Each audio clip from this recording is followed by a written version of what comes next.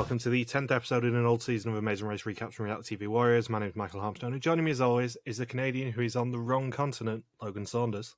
Good afternoon. And the lady who we do have to help on the podcast just to make sure she doesn't cry, Michelle Pearce-Donovan. I don't think I've ever done that once. I don't think you've ever cried on the podcast. I think you've got slightly worked up on the podcast. See, last week and the week before, and spoilers probably next week as well, and probably the week after. But I don't think you've ever cried on the podcast, at least. No. Maybe through laughter rather than through anger. Yes, definitely that. I think it was the first one this season where one of the show notes is just, Michelle loses it more than she has ever lost it before in a podcast. No, I remember a year, I really don't know when it was, but Logan and I had just lost it. There's an episode this season where you both lose it, and you both lose it properly. And we were saying last week after we'd finished recording that this is one of those episodes where I love it. It's one of my favourite Amazing Race episodes ever, this one, I think. Mainly because I love Singapore. Singapore's an amazing place. Yeah, you've been to Singapore a couple times, Michael? I have, twice. Both times at the end of cruises, actually, on Royal Caribbean.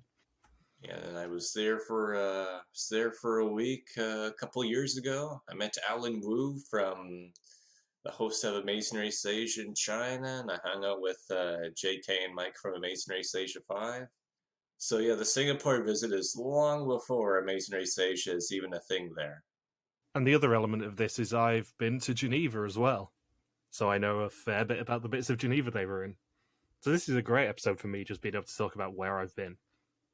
And I forgot just how many times this season that they have a clue initially, right, like within a couple miles of the pit start. Like it happened last leg, happened the leg before, I believe. We had the Stonehaven one as well. Yeah, we had the Stonehaven clue. Oh, we had Cabo de Roca. It was a little bit further away, but not much. That's just one quick train ride. It's very, very easy to get to Cabo de Roca from Lisbon. I'm trying to think if we had any clues nearby in Morocco. This is definitely a season full of here's an intermediary task before you actually take some transport to the next place you're actually going. I think Mexico and Morocco are really the only two countries where we didn't have that. I don't think you can really count driving from Fez to Casablanca as a short distance. No, it's like 3.5 hours. Yeah. But here it's, just get to the Jet d'eau. And for some reason, Flo is the only one who has enough French knowledge to know that means jet of water. Yeah, first things first. Previously, 5 teams continued racing through Switzerland. Flo and Drew continued flirting, leaving Zach on his own in a car train through the Alps. John Vito and Jill finally used their fast forward and ate their way through a cheese wheel to uncover a leg win. At a showdown to build bikes, Ian left first, disappointing Flo, who had a breakdown as her and Zach checked into the pit stop in last place. However, they were saved by the second non-elimination leg in a row. And during the rest period, teams were moved to the port of Auchy, spelt Ouchy, in Lucerne, Switzerland, and must now make their way to Geneva and find the base of the Jet d'eau, or Faunen, to find their next clue. And they receive a mystery amount of money for this leg. The reason it is phrased like that in my notes is because I have been to the Jet d'eau when I went to Geneva. There is a tour on the boat. The voiceover is American on it, and he does say, "This is the Jet d'eau, or Faunen." And it makes me laugh every time I see the Jet d'eau. And I also do need to point out that only one person in this entire episode pronounced Jet d'eau correctly, which was Flo, as Logan said, because not even Phil Kogan did. He pronounced it Jet d'eau. And it is Jet d'eau or fountain. Yeah, I like how it's a very basic French phrase. It's just jet of water. Jet d'eau. Yeah, Jet d'eau. It's not Jet d'eau. It's nothing else. It's Jet d'eau. That's how they pronounce it in Switzerland. That's how they pronounce it in France. Well, that's how you pronounce water. It's D'eau. Oh, is water. There's no ambiguity on that. If you asked any Swiss person or any French person, how do you pronounce this landmark in Geneva? One of the most famous sites of Geneva. They would say Jet d'eau. I think, if I recall correctly, because of Canada being bilingual between English and French, with a heavy French influence, that on the first season of Amazing Race Canada, there was a contestant named Jet Doe who was on the season. Jet and Dave, Jet Doe and Dave. I can't remember Dave's last name. Wasn't it Fire? Yeah. So it is John Vito and Jill leaving at 12:42 a.m. with Ken and Gerard at 2 a.m., Derek and Drew at 2:14, Teri and Ian at 2:35, and Flo and Zach at 2:41. Derek and Drew say that they've cut off their alliance with Ken and Gerard now, and once teams find the Jet Doe, not Jet Do, they find out that they have to now head to the Petronas Twin Towers in Kuala Lumpur, Malaysia, and they are given the flag of the mystery country and told to fly to that country's capital. And I also must point out, Flo and Zach are the only people who actually know that the Petronas Twin Towers are the tallest buildings in Asia at that point. I was about to say, I'm thinking Dubai now probably has about 12 buildings that are taller than the Petronas Towers in Asia. Yeah. The Burj Khalifa definitely is. I wouldn't be surprised if there are more in Dubai. Well, there's that, Burj Khalifa, and then maybe that hotel. You'd actually be surprised to know that Taipei 101 beat it before the Burj Khalifa did. Oh. Yeah. Well, and then probably a building in Shanghai, I'm sure, too. I'll quickly run through them. So Burj Khalifa was 2010, Shanghai Tower 2015, then the Mecca Royal Clock Tower in Mecca in Saudi Arabia, the Ping'an Finance Center in Shenzhen, and the Lotte World Tower in Seoul. Complete the top 5. The Petronas Towers are currently number 13 as of the time of recording. A lot has changed in 19 years in Asia. Really has. I was thinking probably a very different landscape in terms of traveling on the Amazing Race back then. It's not quite like how it is now, where it's a lot more accessible to people from the West. Taipei 101 took the record in 2004. The Petronas Towers were built in 1998, so they had the record for 6 years. Interesting. Yeah, that's quite the time capsule. And then that stayed number 1 until 2010, when Burj Khalifa was built. I only point that out because I have been to Taipei 101, so I knew that off the top of my head. What's funny with Derek and Drew, and they say, oh, yeah, we don't have an alliance with Ken and Gerard anymore. Everybody's on their own. There aren't any alliances anymore. They've kept saying this since Germany, and I'm thinking, what about Flo and Zach, you dumbass? I'm pretty sure you still have alliances going on. It's definitely not too close to the end of the race, because they're going to work very, very closely with Flo and Zach over the next couple episodes, especially this one. And we also get a confessional from Derek and Drew saying they forgot that it was their birthday, and they describe the Jet Doe as looking like Old Faithful. Of course, me being me, I did look it up. Old Faithful shoots water at roughly a third of the height of the Jet Doe. Old Faithful averages 145 feet, and the Jet Doe 460 feet in the air.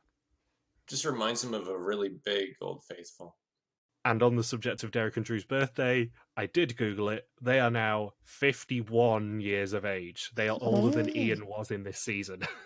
I was about to say, when I was watching episode 11, the whole time I was thinking, wow, 19 years later, and we were talking about how Derek and Drew were right around 30 when they competed.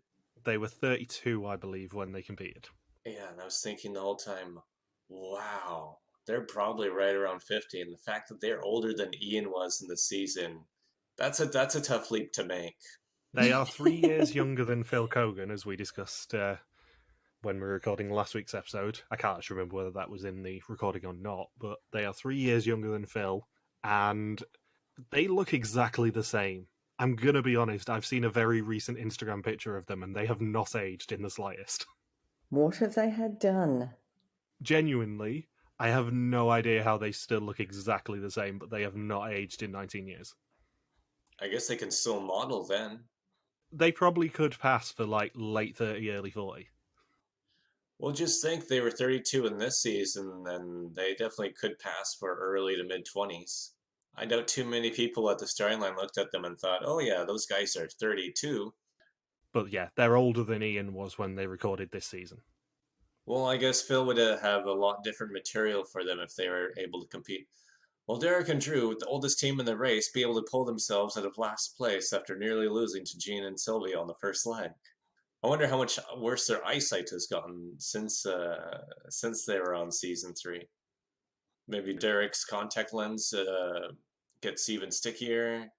They can't spot clue boxes as well anymore. I don't know how well they would do. And all the teams, when they find the Jet Do clue, head to Geneva Airport, only to find out that it is closed until 5 a.m. As I said before, season 3, after you get through the first half of the season, once you get to, I would say, the Glacier Cafe, the equalizers really ramp up more and more and more. And as soon as we get down to 5 teams, especially starting with the Grindelwald leg and then with the Montreux leg, and here we are with Singapore, and the equalizers get to an extreme, more so than perhaps any other season the race has had. 2 points on the Geneva Airport thing. Number one, I have obviously been to Geneva, therefore I know a fair bit about Geneva Airport. This is a very well-known thing. Geneva Airport does not open until 5 a.m, and it was still the same thing 10 years ago when I went there. Number two is the fact that Geneva Airport is very, very, very central to Geneva. It's like in the centre of Geneva. And on my point from last week, the week before, about how expensive Switzerland is, they wanted the equivalent of £32 for breakfast at our hotel each. So we instead walked to Geneva Airport every morning and got breakfast from there instead because it was cheaper. Wow. When can you ever say that something is cheaper at an airport? Exactly. It's the only time I have ever come across somewhere that is actually cheaper to buy food from the airport than it is to buy food from a hotel restaurant. Usually it's double the price at an airport. The other element of this is the fact that I'm 99% sure that we stayed in that Ramada that John Vito and Jill went into to get directions. And to get help with identifying the Malaysian flag, which dropped them from first to last place. If there wasn't an equalizer, John Vito and Jill would have been in dead last. Yeah, I think we actually stayed in that Ramada. I need to double check with my family, but I'm pretty sure that it was the Ramada that we stayed in Geneva. We drove across the border, as I've mentioned before, so we had to pay the stupid tax to use their motorways. Ken has a funny quote here where he says, "Oh, the Jet Do is Gerard when he gets mad." But to Flo probably getting mad. Yeah. Yeah, we're gonna get some more. We're gonna get a lot more Flo material here this episode. You could argue that Flo's meltdown in this episode is worse than last episode, and the next episode you could argue is worse than this episode, and the episode after that is the worst of all. It's one of my favourite Flo meltdowns, this one. I'd completely forgotten about the screaming match that happens in Singapore. So pretty much everyone apart from John Vito or Jill figures out that it's Malaysia pretty quickly, either from their taxi drivers or just generally asking people or knowing things like Flo and Zach. Teri and Ian get into another fight where Ian says, "Oh, we're going to the Jet Do," and he says it really, really loudly. And then Teri says, "Shh," and then Ian just gets annoyed and says, "Don't shush me." It's really interesting to watch Teri and Ian in this episode and next episode, I would say, because next episode is probably after the Dieselgate incident, the best that Ian comes across for the entire season. Yes, I would agree with that.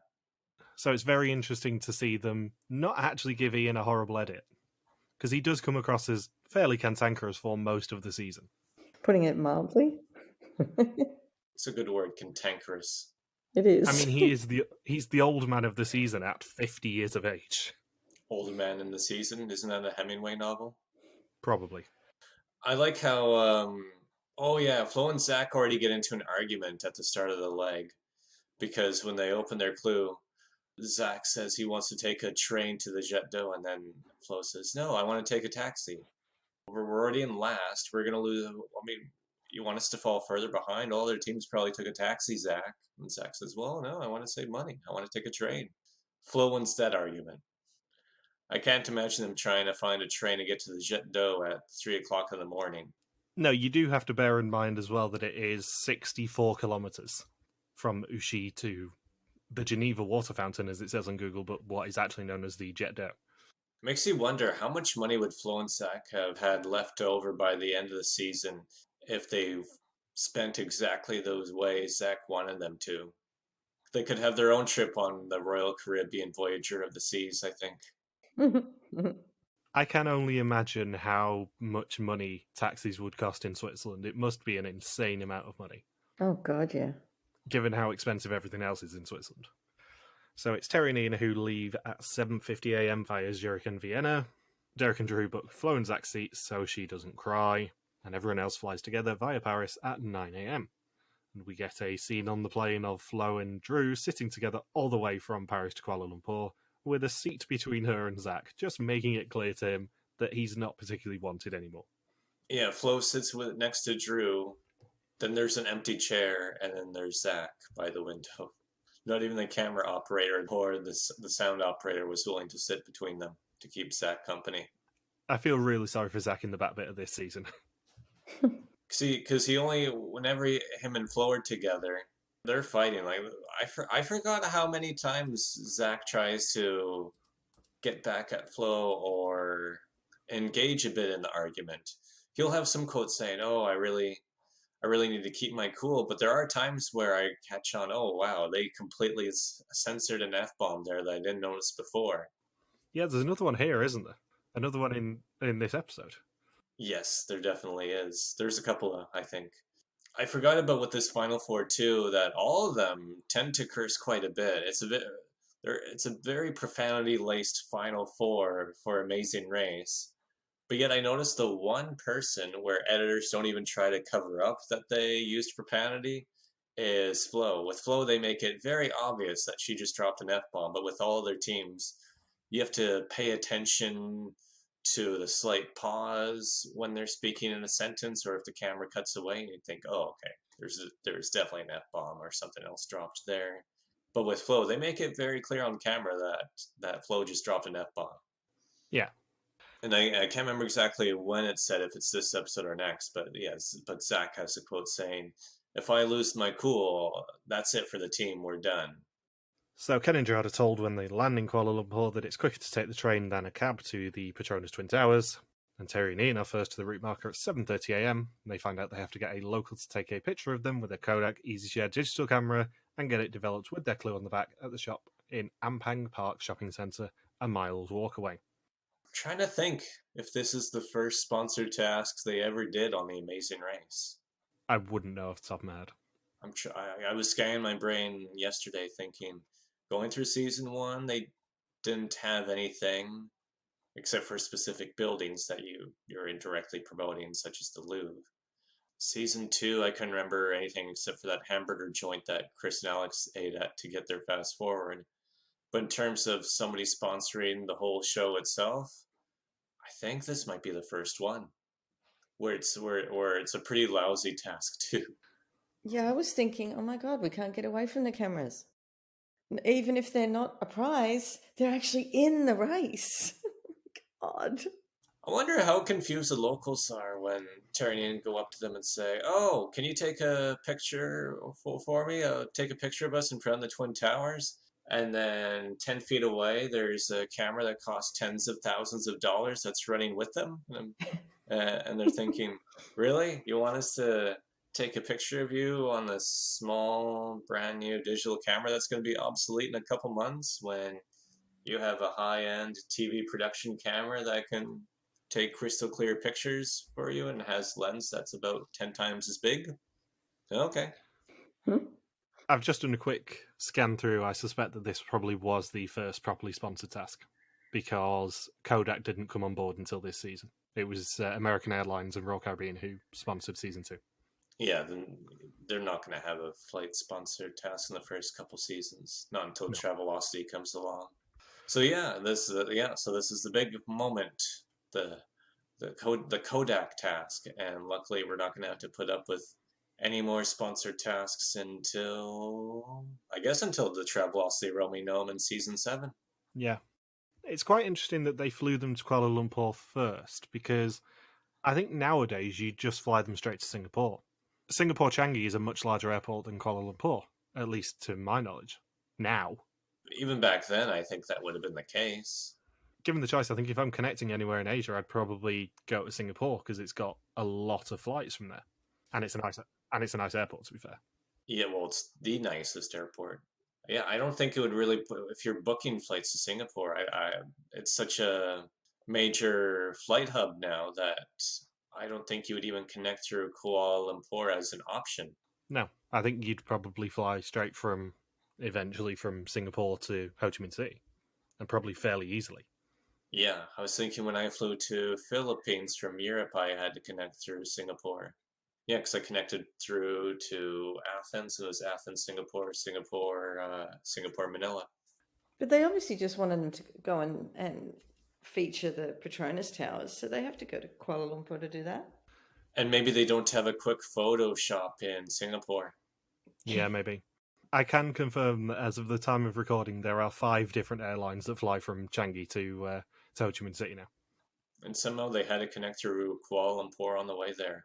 Obviously, there's no direct flights from Geneva, but you're probably not going to get many direct flights from Geneva. Geneva's quite a small airport in comparison. I like with the flag task too initially that none of the teams wanted to make an incorrect guess. They just look at the flag and think, let's just ask a bunch of locals until somebody tells us, instead of other iterations of this task where teams say, oh, we're going to France. Oh wait, that's Netherlands. They just basically turn around and go, yeah, we're not going to be insensitive here. Let's just ask someone.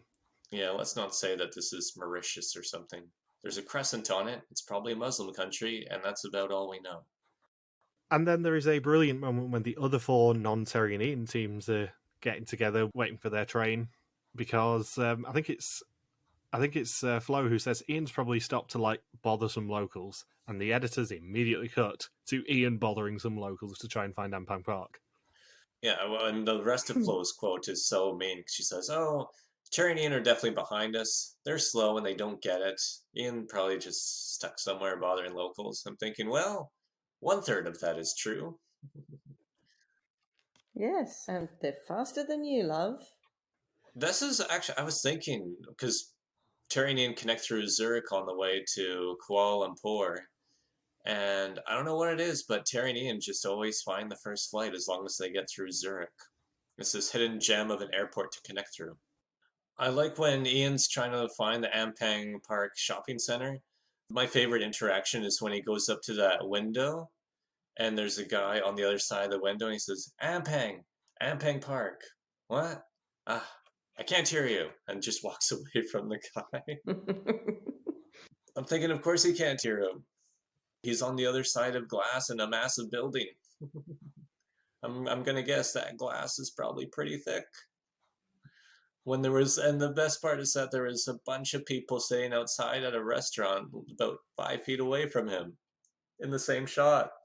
Why not ask them? Why do you have to go up to the window and try to hear a guy through really thick glass?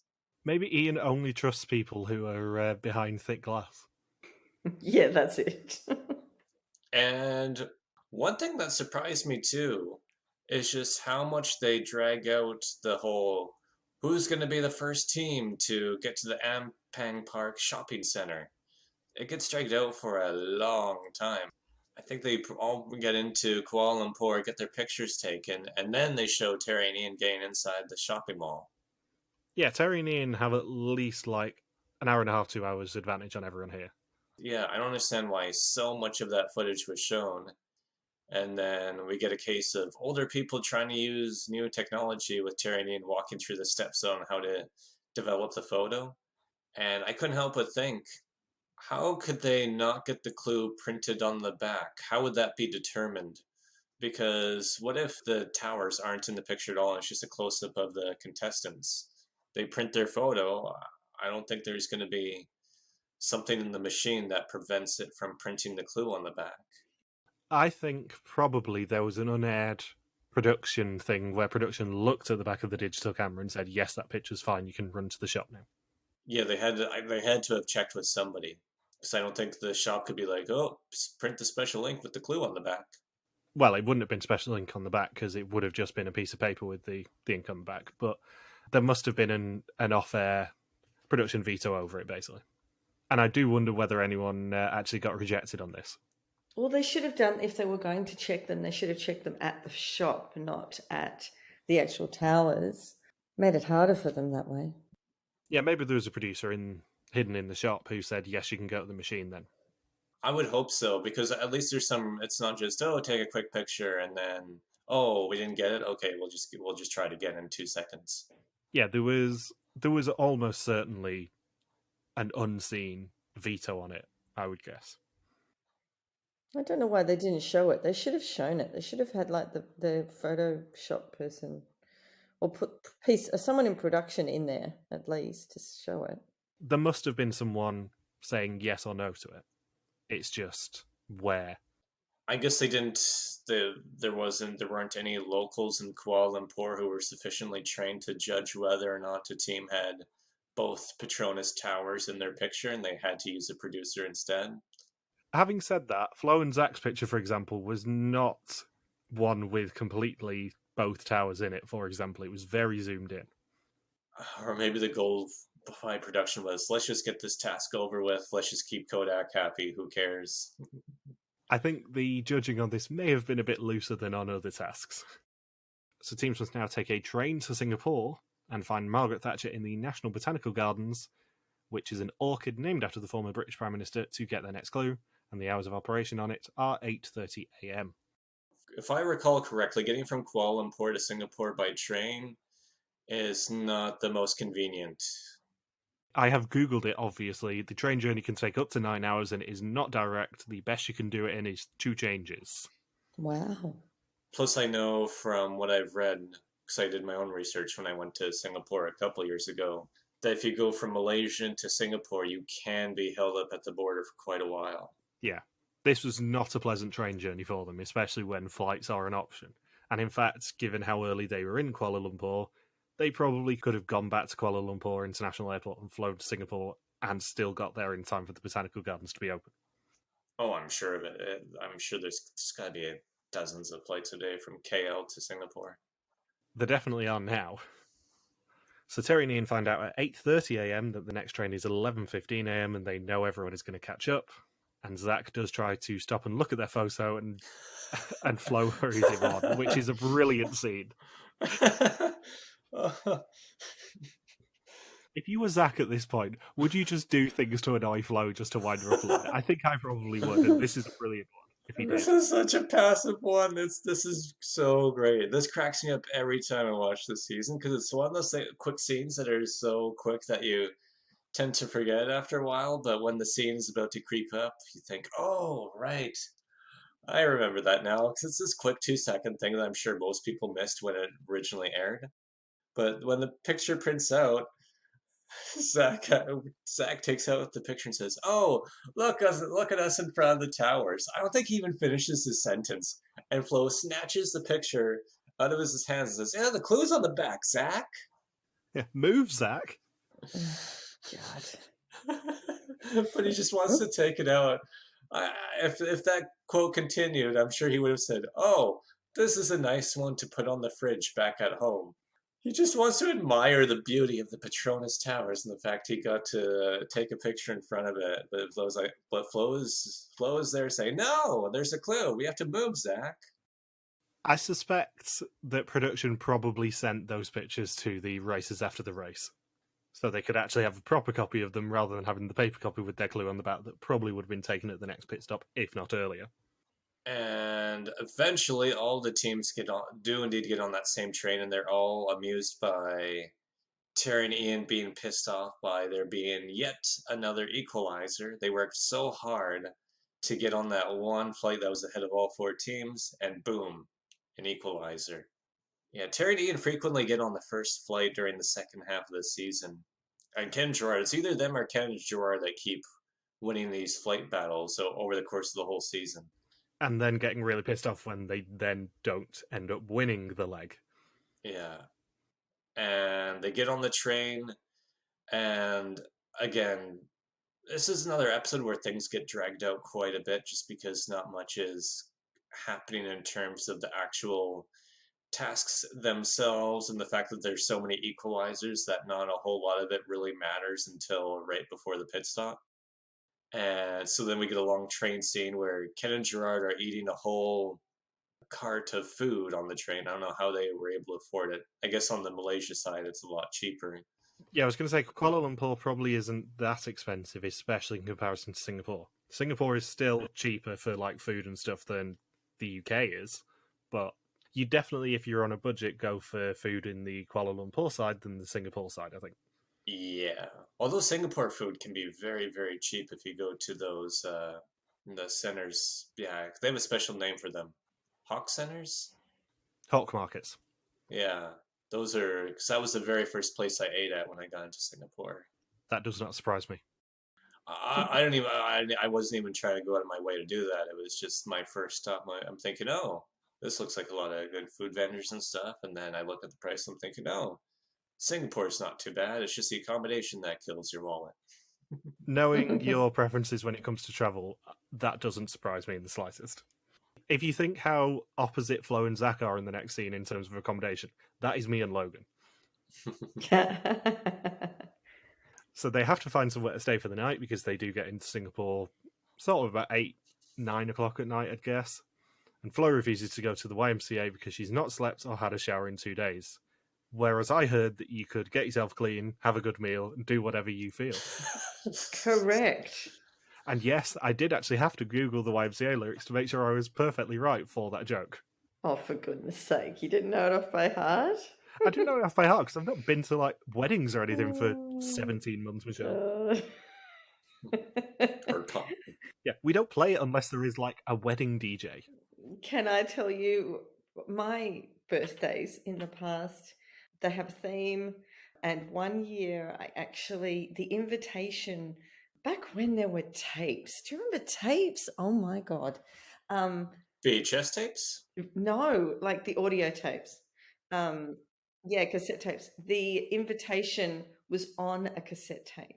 So I recorded me singing an amended version of the YMCA for a party that was all based on like I think Village People stuff or something like that.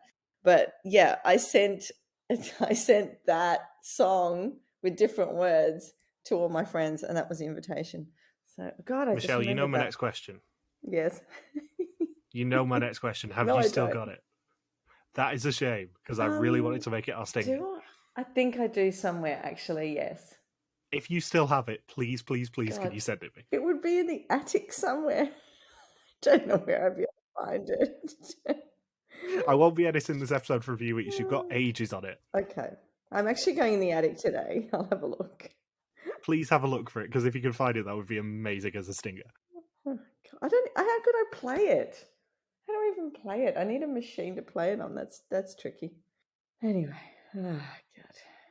So, yeah, in the end, Derek and Drew and Flo and Zach share a room at a nicer hotel, and much to Flo's disappointment, she's not sharing a bed with Drew. And we get, remember how last episode Flo said, I am the happiest girl in the world right now, and has a huge meltdown? Well, as soon as Derek and Drew find the cheap hotel for all four of them to stay at, Flo's very next quote is, I am the happiest girl in the whole world right now. And I'm thinking, her saying that is just a bad omen for what comes next. Because there's going to be a whole lot of anger the next day. You know how you said that accommodation's really expensive in Singapore as well? Yeah. Both times I've stayed in a 5-star hotel for the price of 3. So, it's not actually that expensive if you book it carefully. Yeah, you've got to book if you do your research. Months out. Yeah. Find deals. Yeah, 2 of the nicest hotels I've ever stayed in were in Singapore. And we got to talk about John Vito and Jill's hotel that they booked. They find a cheap hotel. Oh, it's a shithole. I think it's got to be the worst hotel in all of Singapore. I didn't know a hotel could be that bad there. Genuinely, how do you find a horrible hotel in Singapore? It's incredibly difficult. I think the lowest I've ever seen a hotel room in Singapore is 3 stars. And this one didn't have a working TV nor a working air conditioner. You can't have no aircon in Singapore. Jesus.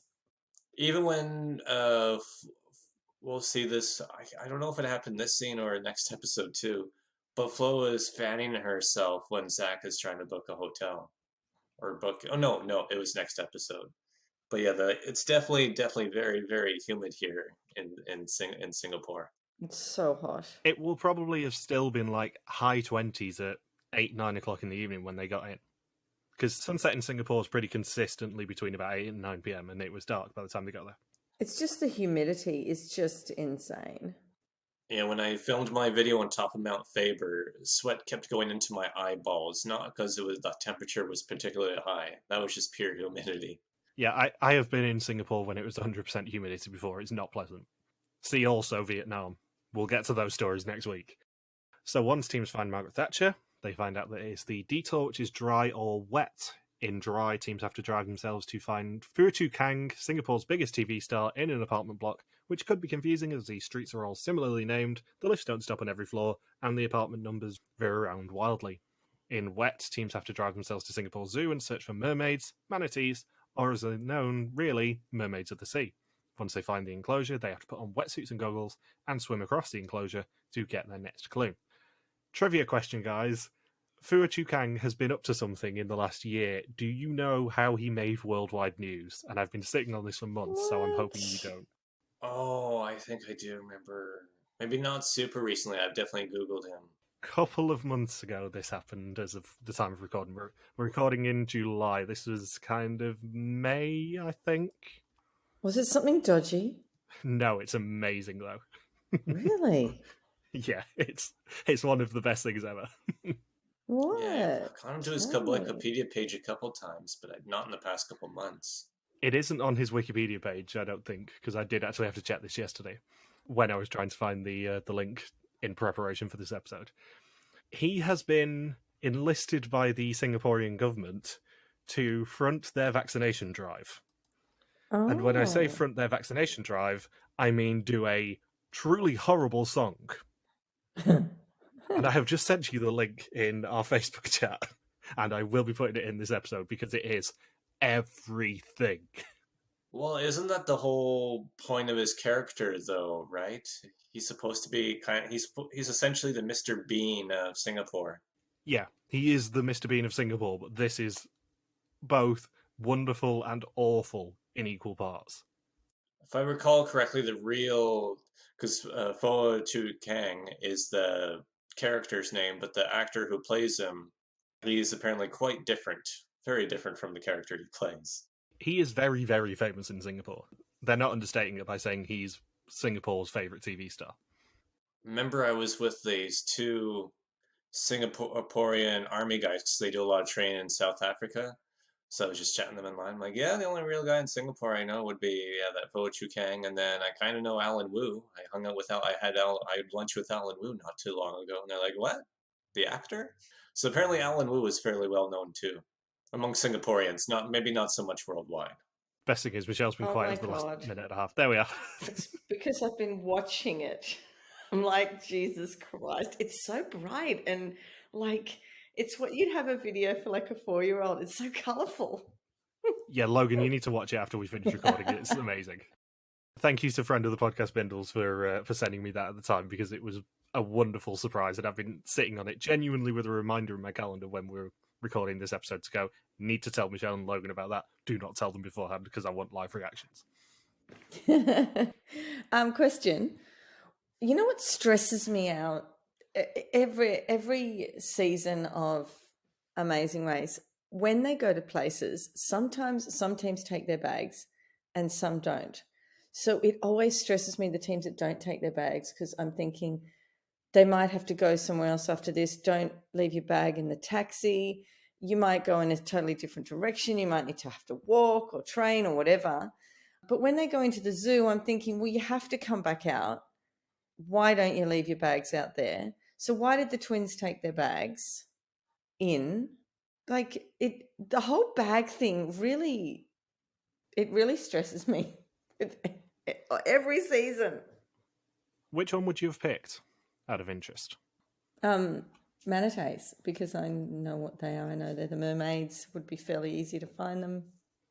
I would have chosen the manatees too. I think I would have picked the manatees as well, purely because you don't want to try and navigate through Singapore's streets. It's very, very confusing. Whereas Singapore Zoo is a known location, and people there are going to know exactly what mermaids are, even if you don't. I stayed at an apartment in Singapore, and the numbers are indeed quite confusing and do not make logical sense. It brought back some memories of trying to find my own apartment that I stayed at. It's bad enough that teams have to drive in Singapore, which I had forgotten about and is a pretty mean twist, I have to say. But then trying to navigate to find a particular apartment block is pretty much impossible. It's a massive surprise that more than half of the teams do that challenge. And you can understand why John Vito and Jill are so disoriented, because they just spent an entire night's accommodation after a long train ride in a hotel room with no air conditioning and 100% humidity, most likely. In Singapore. Also, I am very surprised how well the weather held up there, because Singapore is not known for having a full day of good weather. Did it rain while I was there? I don't think it rained while I was there. I experienced rain in the afternoon nearly every day. Yeah, I can't remember it raining in Singapore. Maybe I've just kind of blocked it out of my mind. Oh, and then, of course, I have to backtrack very briefly, but I have to make point of this. When Flo and Zach are arguing over the hotels, when Flo was saying with Drew, she says, "Oh, why does he make all of the decisions?" Thinking, I don't know how many decisions Zach has specifically made on his own, and I'm going to assure you that after this blow up during this detour, that I don't think Zach's going to be brave enough to make decisions on his own ever again for the rest of the season. No, she does say it again next leg. It's like, why do you make all the decisions? And it's like, I don't think he does. I think he's trying to make a decision with you, and you just go, no. And what's funny is that I think it's when Derek and Drew and Teri Ian are at the manatees together, that Teri tries to look over Drew's shoulder for the map of the area, and then he just says, "Oh, actually, let's just walk over here." And I'm thinking, wow, Derek and Drew just do not like sharing maps with Teri. It's like this running joke that's gone on for multiple episodes now. Would teams have had to pay for Singapore Zoo, do you reckon? No. I'm just trying to think of why anyone would pick dry rather than wet. They wouldn't have had to pay. Things are set up for them. They wouldn't have had to pay for it. Well, the zoo is fairly far away from the orchid garden, from what I can recall. Because I went to the orchid garden, I remember looking at a map thinking, oh, the zoo is quite far away from here. So maybe they thought, oh, if we just drive ourselves to the apartment building, maybe it was a lot closer by compared to going all the way to the other side of the island to get to the zoo. And for some reason, Gerard is really amused by his dangling coffee cup. I don't know why, but he is. It is 18 minutes in the car or 17 kilometres by the look of things from the Botanical Gardens to Singapore Zoo. Yeah, that's what I mean. That's a big distance for Singaporeans. Yeah, but it's almost entirely on the PIE and BKE, so it's actually quick roads, at least. Phua Chu Kang is actually more out of the way than that, I think. There really isn't much difference between Singapore Zoo and Phua Chu Kang, actually. Phua Chu Kang is about 2/3 of the way there.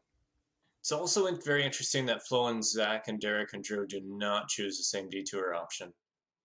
Well, I assume Ken and Gerard must have chosen dry because it's all self-navigation, which they are killers at. Yeah, and also, if you just get the clue, find the exhibit of the mermaids of the sea and swim through their enclosure, maybe teams think, oh shit, it's going to be some sort of horrible animal. Yeah, maybe Flo and Zach didn't do it because Flo was too scared.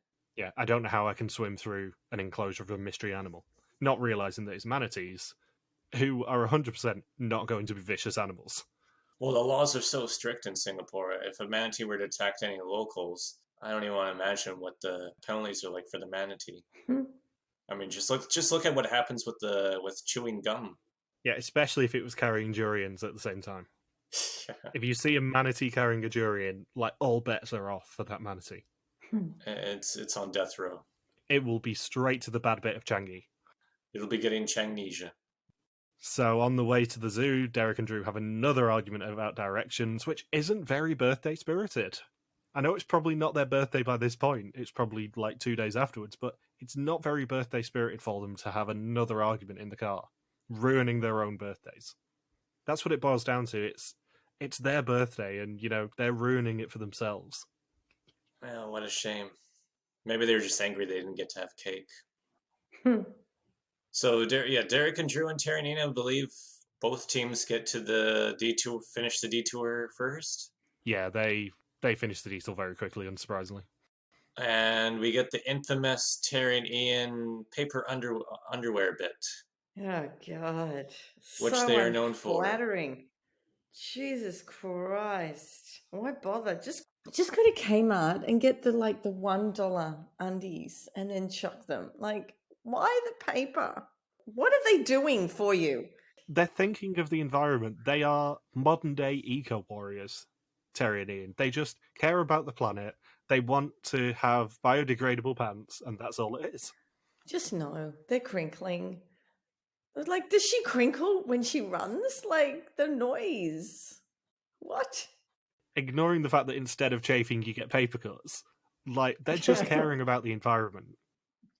After there's a scene of them checking out of the pit stop in Portugal where Teri drops something, she says, "Oh, forget it, Ian. It's just garbage. Just leave it on the ground." But yeah, we get the paper underwear, and then Ian's just shocked that Teri's willing to strip down right in front of Derek and Drew, and then Teri teases Derek and Drew, saying, "Modesty, guys." I'm quite surprised they didn't give them any sort of changing area for that. Yeah, that was just right there. Because I don't think teams would have had any indication that there was going to be a water challenge in this episode, not to mention two of them. So, like, Derek and Drew, for example, wouldn't have been wearing their swimming shorts or whatever. Maybe there was a change in area, but teams knew it's just detour and pit stop, most likely. Or I guess there was still a roadblock to go. So maybe they were just so eager to not even bother with the change rooms and just change right there because it would have been time lost. They should have given them a tent, just a little tent, something. They usually do. Yeah. So, once teams have grabbed their clue from either the manatees or from Phua Chu Kang, they have to now head to Sunset City and find the Fountain of Wealth to grab their next clue. Caution, unaired roadblock ahead. Well, they didn't introduce it as a roadblock. This roadblock is one that I have been personally witness to because I've been to Sunset City, I've seen the Fountain of Wealth, only because of this episode.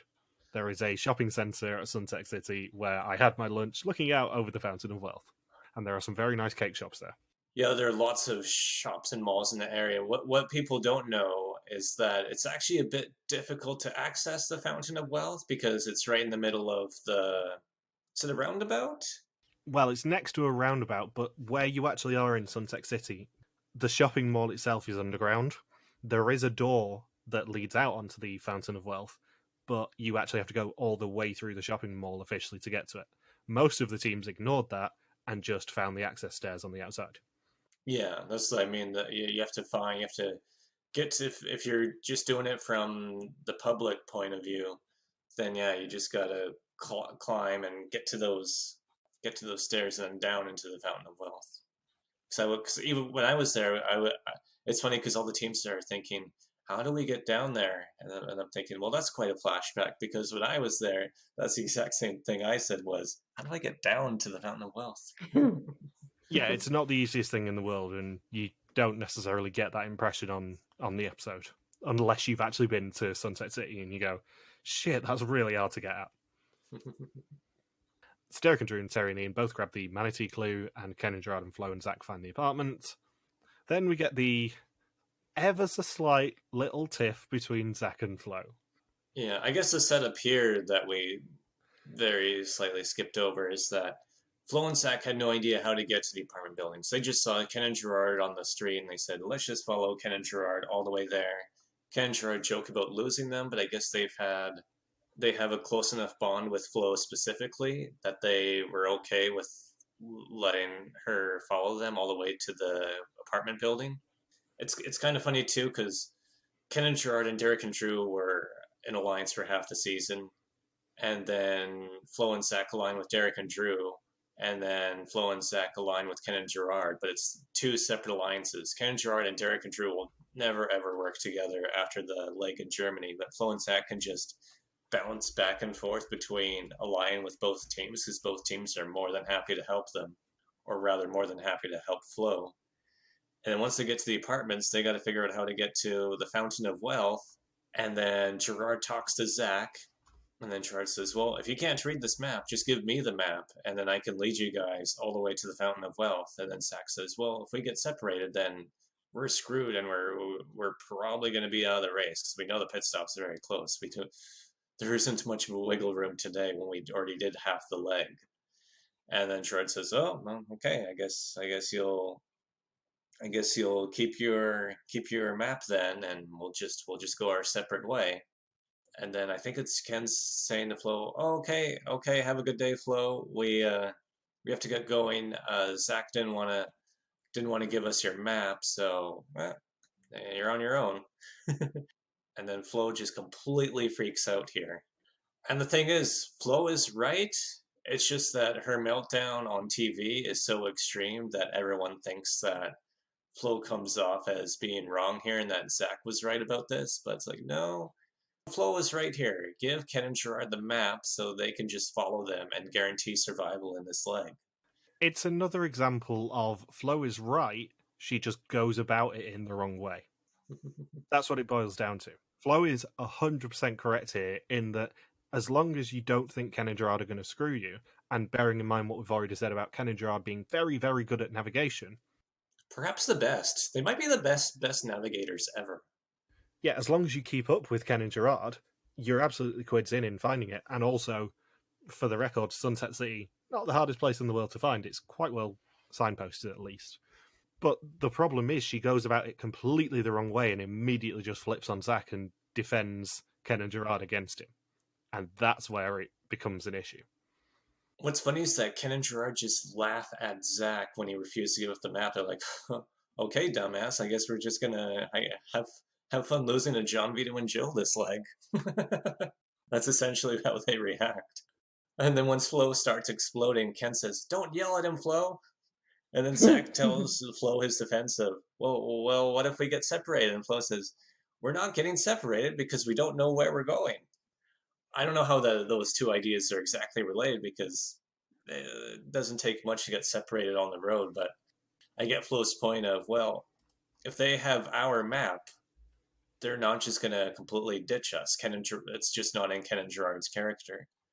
And then once they get into the car, Flo says, what's wrong with you? Seriously, what's wrong with you, Zach? And then Zach just plays along at this point, now that it's like 10, and says, I don't know, Flo. I must have a serious problem. There's so much screaming. It's so loud. I'm like, shut up. Oh my God. And then Zach just says, Flo, why are you screaming at me like I'm a fucking asshole? Of course, they don't air those words on TV, but if you follow his lips, I'm thinking that's definitely what he said. I went back and looked. It is 100% what Zach said. Yeah. And then Flo says, because you are. And then Zach's like, well, great, Flo. That's great. And then Flo says, why don't you consult with me on a decision that can make or break the game? And then Zach jumps in and says, well, how do you know if it's going to make or break the game? We can just get our own directions to Suntec City.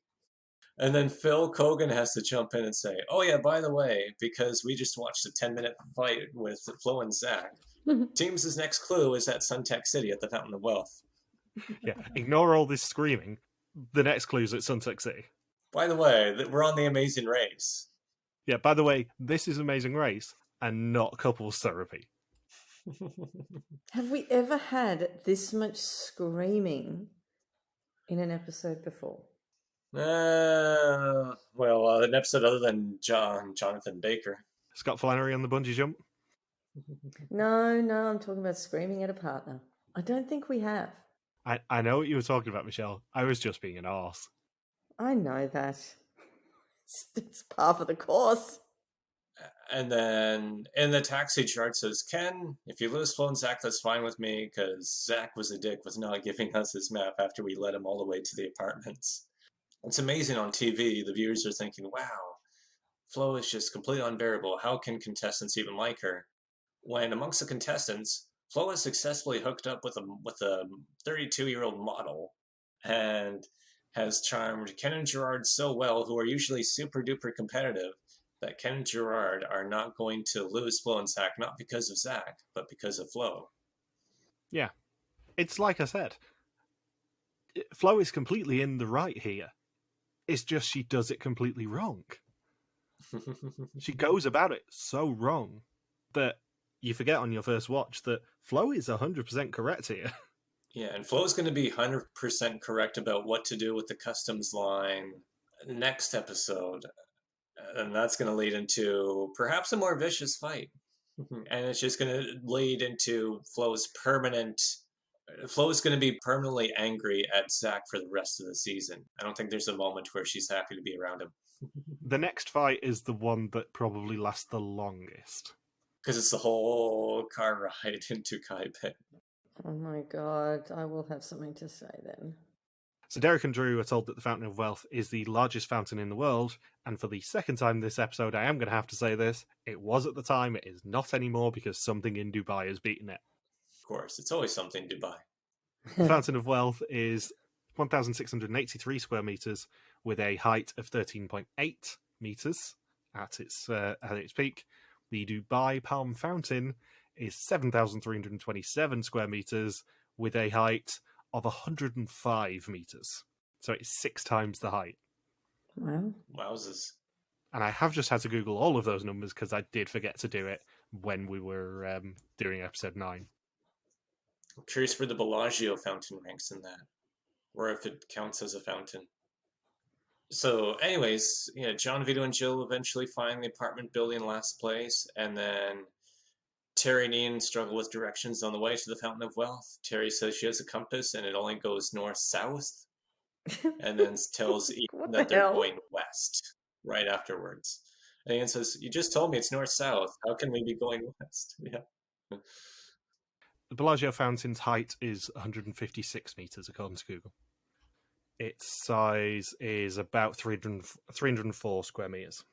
So it's about 3 times the size of the Fountain of Wealth. Okay, so that must have been put in place after 2002 as well. Sadly, largest fountain in the world is not something there is a Wikipedia page for to make my life very easy with this sort of stuff. Whereas the jet d'eau is, the fountains of water are, and the largest buildings in the world. So once teams get to Sunset City, they find out that it's an unaired roadblock, which is that one team member must run into the Fountain of Wealth and grab their next clue, which is hanging off the rail. And you can see the roadblock clue in pretty much every team's hand during this. It is Derek, Zach, Ken, Ian, and John Vito doing this roadblock. Was it? I thought it was aired. I thought they say. Yeah. Well, they don't say it's a roadblock. Oh. There is no roadblock clue shown officially. There is no roadblock hint revealed. It just says, go to the Fountain of Wealth. The clue box actually was slightly behind the camera where they all stand. I mean, if they're going to show them doing it, why wouldn't they put the clue in? I don't know, but there was an unaired clue here. I've seen a picture of the clue box at the Fountain of Wealth, that's how I know. But the clue box was slightly further back from where the camera angle is, and it was basically just run into the Fountain of Wealth, grab your next clue, which you can see hanging there. In a season with a lot of easy roadblocks, this is ridiculous. This is ridiculous, but it is a pretty cool one. And also, this is the sort of roadblock I would 100% volunteer for if I was in Singapore, purely because it was so bloody humid. It would be nice to cool off there. Well, Ken does a victory lap around the fountain. Yeah, he does a roll. Yeah, and then, I forgot about his somersault.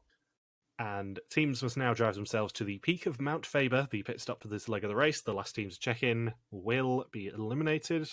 And it would be remiss of me to not mention that Mount Faber is one of the most common route markers in the entirety of the Amazing Race. It's been visited by the US at least 2 or 3 times.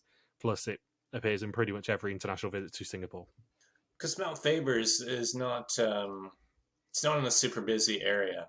It's a very accessible part of Singapore. Plus, I like the idea where Phil says, "Yeah, this is the peak. This is the peak overlooking all of Singapore." And I'm thinking, I think that's a very generous statement for Mount Faber. Mount Faber reaches an elevation of 106 meters. I don't think I went up there. I did. It's 308 feet above sea level. I think the official actual number for Singapore is 48. After I stayed in my apartment for 4 or 5 days, and I switched to hostel for the last couple days, and the hostel was right next to, it was, I think, a 15 or 20-minute walk away from Mount Faber. So it was very accessible, and it wasn't definitely in any of the main areas of Singapore. And I'm thinking, oh, so this is what Mount Faber is, eh? Coming from Canada. I think what they didn't say is that Phil was very close to the Merlion up there, which did house one of the glue boxes for Amazing Race 25 in their Singapore leg. It was the direct Merlion in their search for the Merlions. Yeah, that would have been up there too. And Ian is driving the wrong way on the PIE towards the airport, but manages to find someone to show him the right way. And having Googled the last 3 locations for Teri Ian in this leg, he was quite far out of the way, because the PIE stretches all the way to the east to Changi Airport, whereas he wanted to go southwest, actually, towards Mount Faber, because it's just across the water from Sentosa. Yeah, it's not too far from Sentosa, yeah. So Teri and Ian see John Vito and Jill pull up to the fountain just as they leave, so they know that they're not in last. And then Derek and Drew are the first team to check in, and they win a 7-night European cruise on Royal Caribbean's Splendor of the Seas. And we get another lovely Flo quote here, because she said, because her and Zach and Ken and Gerard are about to pull into Mount Faber, and then Flo says, Ken and Gerard, I can kick their ass in a foot race. And the foot race starts. Zach is way out in front. No one's even close to him. And then Ken and Gerard overtake Flo within about 0.2 seconds, and Flo is in dead last in this foot race. So Ken and Gerard easily get second place. Yeah, spoilers, Flo does not beat Ken and Gerard in a foot race. So yeah, Ken and Gerard check in second, Flo and Zach check in third, and Flo has a confessional saying they're a great team but need just a little fine-tuning. I typed out that whole quote too. We just need some fine-tuning and then we'll be good. They are burying Flo by this point in the season. Oh. It's really fun to watch out for the little edited jokes before they just show, let's be honest, the screaming matches of the next 3 legs. Yeah, just remember, this was the second half of the 2-hour episode, so we just put up with Flo's huge meltdown for a whole hour before this, and then she's had all of these fights with Zach this hour too. And she's still in the race and is in the Final 4. And something I'm very surprised that was actually allowed in Singapore was John Vito driving topless. I was actually, I wrote that down too. I'm thinking, really, John Vito? Do you know what laws are like in Singapore? You think you can just drive shirtless around the country/city? We know that they're told in more recent seasons that, there's certain cultural expectations. I'm very surprised that he wasn't told by his camera crew, yeah, you need to put your shirt back on when driving, if for no other reason than the fact that the seatbelt will have been very hot and probably burnt onto his skin. Yeah, he's just going to have this big seatbelt bruise all on his body. I would not have wanted to peel that seatbelt off my chest. Oh, maybe that's why they lost to Teri Ian at the end. They probably both pulled into the parking lot at the same time, but John Vito had to spend a minute just scraping the seatbelt off of his chest because of the sweat. It's just stuck to him really, really hard. It's like a trap from Singaporean Saw. Peel this seatbelt off, you la. Jesus. So in the end, Teri and Ian checking in fourth, with John Vito and Jill checking in last, and they are eliminated from the race. And in another wonderful bit of unintentional editor's foreshadowing, we get the final confessional from John Vito and Jill saying their future is still the same. They're going to get married, they're going to have children and grandchildren. You messed that up. They said they're going to have children, then grandchildren, and get married. And then John Vito had to correct her on the order. Yeah, their future's still the same regardless, and if you know anything about Amazing Race 11 when they return, you'll know that that is not what their future was. Nope. The only way they had children is if Jill had an abortion or something, or put up a kid for adoption that we didn't know about. And in fact, I did find out when I was researching this that they did get back together after season 11, briefly. Of course they did. What do you mean, abortion? Had they broken up before 11 and then they got back together after 11? Yeah, they went into season 11 as exes. But then you also talked about giving a baby up for adoption. Logan was joking. Okay, Jesus. I'm like, what the hell? There was too much information in that little second, and I'm like, no, I don't know about any of this. Let's unpack this. Yeah, the important thing is when they came back for All Stars, they were exes, but still officially good friends, but they probably weren't. Then they got back together after season 11. Then they broke up. Now Jill is married to someone else. I don't know whether John Vito is. Okay. And it's funny when Teri and Ian pull into the pit stop where Ian's like, right there, Teri, I see it. I see the flag. Can you be a little more cooperative? And then Teri just chimes in and says, can you? And then Ian says, when I see the flag, I see it. When I see it, I see it. John Vito has changed, looking at his Facebook. Yeah, I remember creeping on his profile too a couple months ago. Good old Vito. John Vito and Jill were a very nice couple. They were a very pleasant presence on the season, and I think they kind of work within this Final Five dynamic. They didn't need that much airtime, especially in the first 4 episodes of the season when they would be shown doing a task for 0.7 seconds. But they had their little cute moments here and there, and were a very pleasant dating couple to watch. I think of this Final Five, though, they were the right team to go. Can you imagine losing anyone else in this Final Four? Given what happens next episode, no. Imagine Teri and Ian going home before 2 Vietnam episodes. That would have been such a wasted opportunity there. Or Flo and Zach going home, that would have really sucked given what happens the rest of the season. Imagine the producers, as soon as Teri and Ian checking in fourth, just going, yes, we get a brilliant storyline coming next episode, purely because we get to make Ian relive all his trauma of being an 18-year-old. Yeah, that's exactly what they're saying when they're high-fiving each other. I really wouldn't be surprised if they were actually, not obviously doing it as basic as I said then, but I really wouldn't be surprised if they were excited when Teri and Ian checked in, knowing the next location was Vietnam, and it's kind of going to be such a huge storyline for Teri and Ian in the next 2 episodes. Yeah, well, think of it this way. If Teri and Ian was the Vietnam War, you have Ken and Gerard, who are by far the biggest comedic relief. You have Flo and Zach, who are fighting more than maybe any other team ever has at this point in the race, with the biggest meltdowns we've ever seen in all 3 seasons. And then Flo and Zach and Derek and Drew have the tightest alliance going into the Final Four, perhaps an even tighter alliance than Taryn, Will, and Chris and Alex had the previous season. So losing any of those 4 teams would have greatly impacted what happens in the next episode and for the final 3 episodes of the season. Yeah. So, next time, there is a gigantic storm in Vietnam, more Flo and Zach fighting, and a really difficult roadblock sees teams risk elimination. Have you got anything else you want to say about this episode? No, all good. Nope.